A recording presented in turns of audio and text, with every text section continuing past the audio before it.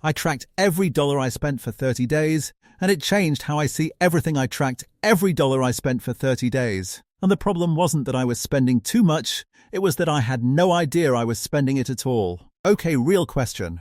If I asked you right now, without checking your phone, how much you spent last month on subscriptions, could you tell me? Not a rough guess. The actual number. Most people can't. And it's not because they're careless. It's because we live in a world that was specifically designed to make spending feel like nothing. Tap your card. Click checkout. The money leaves, but your hands stay clean. There's no weight to it. No moment where you feel it leave. I thought I had a pretty good sense of where my money went. I had a rough idea. I wasn't doing anything crazy. And then I actually wrote it down, every single purchase, for 30 days. And I found a $14.99 charge I'd been paying for 11 months for an app I hadn't opened since last January. 11 months. I paid for something 11 times without once noticing it existed. And when I started asking around, I realized that wasn't unusual. That was almost everyone. Point 1.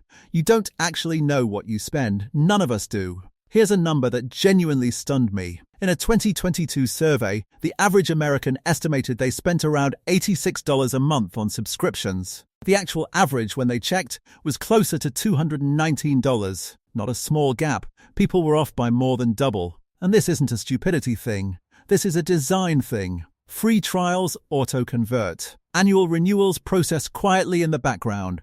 Apps update their pricing and send an email you don't open. The entire subscription economy is built around the assumption that you won't notice. Add in the way digital payments work, tap to pay, one-click checkout, saved card details, and your brain never really registers spending as spending anymore. Behavioral economists call this the pain of paying. Physical cash creates friction because the loss feels real and immediate. Digital payments remove that friction almost entirely. Researchers at MIT found that people were willing to spend significantly more when using cards versus cash. Your bank account doesn't lie, your memory does.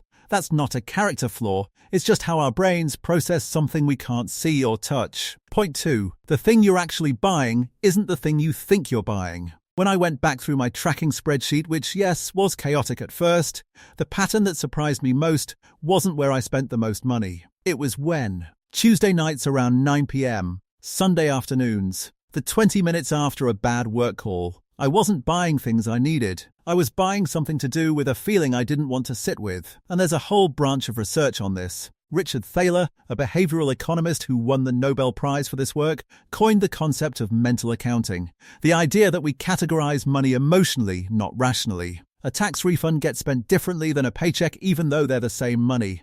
A delivery order charged to a card feels cheaper than handing over the same amount in cash. Your brain isn't tracking dollars, it's tracking feelings. And once you see that, once you can look at a transaction and recognize it as a Tuesday night anxiety purchase rather than a need, something shifts, not because you shame yourself out of doing it, but because the autopilot breaks and you're actually making a choice. Point 3. Tracking means seeing. This is the part I got wrong the first time.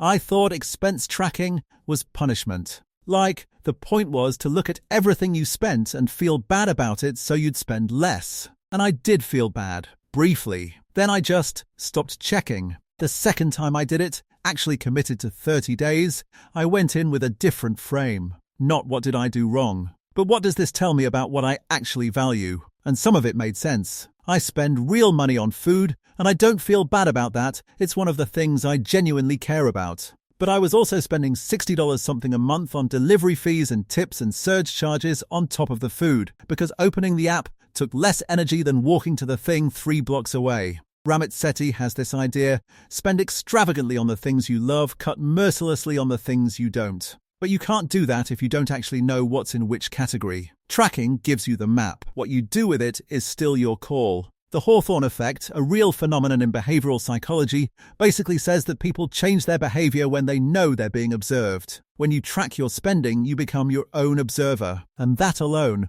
without any budget, without any rules, tends to shift how you spend. Here's what I actually walked away with after 30 days.